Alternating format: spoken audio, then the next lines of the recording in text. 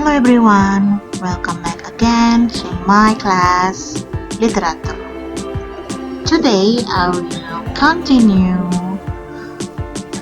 part 2 of drama and theater.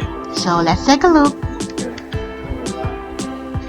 Okay, now I will show you what are the elements that are very important in the play or in the drama. So what are they? The first one is playwright. Playwright is a person who writes plays. Yeah, it's kind of writer, but it is on drama or on the play. The second one is script. Script is printed copy of a play. Yeah. In Indonesia, we call it naskah. Yeah, naskah. It is very important.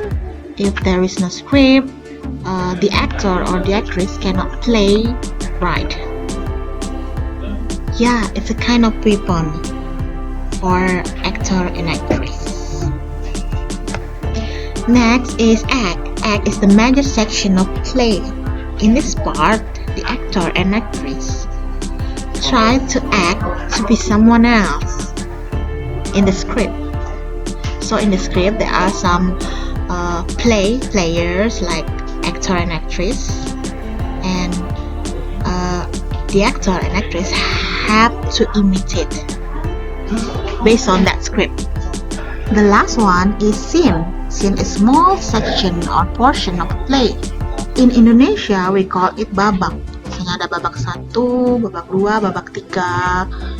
Dan biasanya di tiap babak itu ada pergantian seperti backgroundnya, settingnya, waktunya juga berubah. Misalnya kalau scene 1 dia pagi, terus scene 2 malam, atau scene 1-nya hari apa, scene 2-nya bisa mungkin beberapa tahun kemudian. It's something like that. Yeah, that's it about the play. Now let's move to the people. So, who are the people in the drama or in the play? Let's take a look. The first one, actor, and the second one, actress. Actor is for male performer and actress is for female performer. Next is cast. Cast is all performers selected portray characters. Jadi cast itu adalah semua performer ya, baik aktor ataupun aktrisnya yang dipilih ya, yang memiliki karakter, terutama seperti antagonis, protagonis. Mungkin nanti kita bahas ya lebih jelas. And then the last one is director. Director will instruct actor on how to portray character. Jadi tugas direktor itu di sini, direktor itu sama dengan sutradara ya.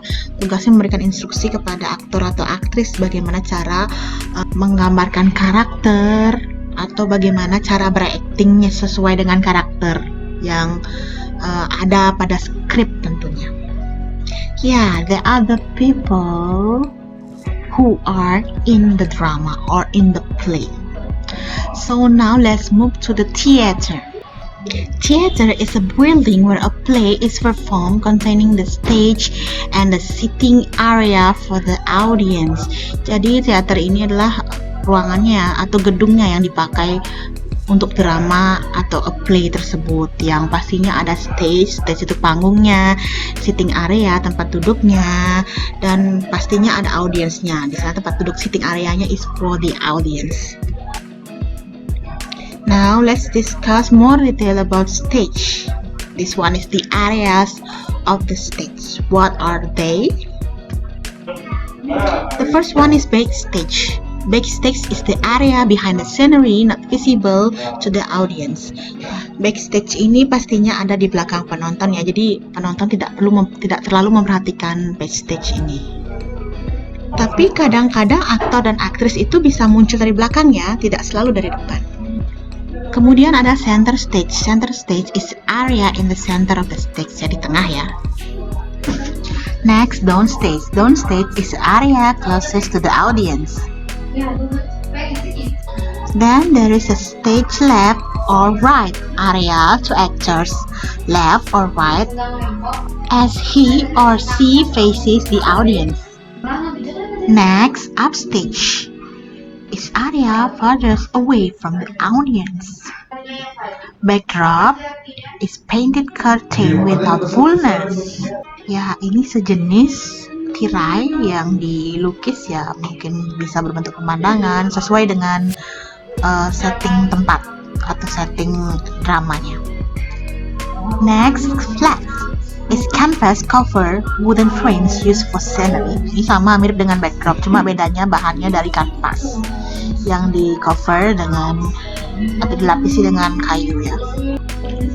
Kemudian ada set. Ini all set and prop that help define the action. Nah, sini sejenis propertiesnya. Properti di sini berupa bisa kursi, meja, peralatan makan, disesuaikan dengan setting dramanya ya. Misalnya kalau di restoran pasti peralatannya berupa peralatan makan seperti itu ya.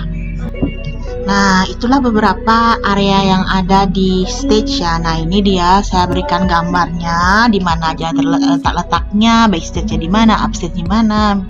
Ya, seperti itu. Nah, di situ sudah jelas sekali ya gambarnya di mana letaknya. Jadinya nanti kalau suatu saat nanti ketika kalian bikin drama, kalian bisa membuat settingnya seperti ini ya. Settingan stage-nya ya. Misalnya di mana harus keluar, di mana harus masuk, di mana penontonnya, udah tahu kalian dengan hanya melihat gambar tadi ya, atau gambar ini. Nah, selanjutnya selain stage tadi, di sini ada directionnya ya, how to direct on the stage, gimana caranya memberikan direction ya kepada aktor atau aktrisnya. Apa saja sih? Lihat yuk. Nah, stage direction ini bertujuan agar para aktor atau aktrisnya lebih terarah. Nah, yang mengarahkan di sini pastinya sutradaranya ya. Ya, supaya pemainnya itu atau aktor aktrisnya itu tidak bingung pada saat di panggung. Nanti tiba-tiba harus stop, dia masih acting seperti itu. Okay, the first direction is cue, something that precedes the next action. Cue di sini maksudnya seperti sebelum adegan selanjutnya atau action selanjutnya itu seperti ada pergerakan atau pergantian lightingnya seperti itu. Apakah kordennya harus ditutup dibuka seperti itu. The second direction is cut to stop the action. Ini kan biasa kalian cut pasti stop, berarti adegannya atau actingnya harus di stop sampai di sana. Biasanya arahan cut ini pada saat latihan ya, kecuali kalau dalam film sering dipergunakan. Tapi kalau live action seperti drama, cut ini jarang. Walaupun ada kesalahan pada saat drama itu, misalnya kesalahan yang dilakukan aktor atau aktris itu tidak boleh stop adegannya ya, harus terus walaupun ada salah. Kecuali kalau pada saat latihan atau mereka bikin film, baru cut ini digunakan ya. Dan yang terakhir exit, leave the stage ya. Kalau ada yang bilang exit ya sudah leave, pergi dari stage. Selanjutnya ada elements of drama. Apa saja sih elements of drama? Yang pertama ada plot, the main of storyline, then the basic idea of the play, and then characters, ada person, animals, or things in the story. Next, there is a language, formal setting or dialect. Misalnya dialek apa yang digunakan ya, kalau misalnya ada dialek Jawa, dialek Bali, dan lainnya. Kemudian ada dialogue, conversation between two or more characters, ya sudah tahu. Kemudian ada monologue, one person speaking. Nah, mungkin nanti monologue ini akan jadi tugas kalian berikutnya ya. And then spectacle, visual involved on the stage. Selanjutnya ada costume, clothing worn by an actor on stage to help represent karakter ya. Kostumnya ini disesuaikan dengan karakternya. Kalau karakter jahat bagaimana, karakter baik gimana. Selanjutnya ada prop di sini properti ya, item used on stage to help actor tell the story. Tadi saya sudah jelaskan propertinya. Misalnya kalau di rumah misalnya ada sofa, ada meja dan lain-lain. Kalau di restoran ada peralatan makan seperti itu. disesuaikan dengan setting tempatnya ya, di mana. Dan propertinya juga harus sesuai, jangan sampai beda ya, atau tidak match. And then next we will discuss about creative dramatic. Seperti apa saja sih creative dramatic ini? Pastinya sesuatu yang kreatif ya. Yang pertama ada improvisation. In improvisation, the actor or actress try to make up or perform without preparation. Improvisation ini biasanya dilakukan ketika aktor atau aktris misalnya lupa dialog, dia bisa melakukan improvisasi yang agak berbeda atau tak menambahkan skripnya, dialog pada skrip, bisa seperti itu. Atau pingin biar lebih bagus lagi dramanya, dia ditambahkan lagi, bisa dialog, bisa gerakannya yang seharusnya tidak ada di skripnya ditambahkan. Itu improvisasi ya, atau improvisation. Nah, the next creative dramatic is pantomime. Mungkin kalian sudah pernah atau sering dengar atau pernah dengar ya. In pantomime, the actor and actress communicate without speaking using only facial, body, and gesture. Kalian bisa lihat gambar ini. Para aktor sama sekali tidak berbicara ya, mengeluarkan suara, hanya bergerak saja sesuai dengan apa yang dilakukan. Dan biasanya mereka memakai dicat ya, mukanya putih, tapi tidak selalu. And then mimicry to copy or imitate something very closely. Maksudnya aktor atau aktris di sini meniru apapun ya, bisa berupa benda, hewan, ataupun orang ditiru di sini. Nah, yang terakhir ini role playing, to take on the characteristic of someone or something. Nah, di sini sudah ada contohnya, gambarnya di sini, gambar seorang guru. Jadi aktor atau aktris ini harus benar-benar berlatih agar bisa benar-benar seperti seorang guru ya, atau mungkin dia harus jadi pengacara. Mereka harus belajar dulu bagaimana sih menjadi seorang pengacara ya, tidak hanya aktingnya saja, tapi dari ilmunya juga mereka harus belajar. Nah, itu role playing. Jadi para aktor itu harus benar-benar menyelami ya seorang karakter itu, karena menjadi sesuatu, misalnya profesi seseorang itu tidak mudah.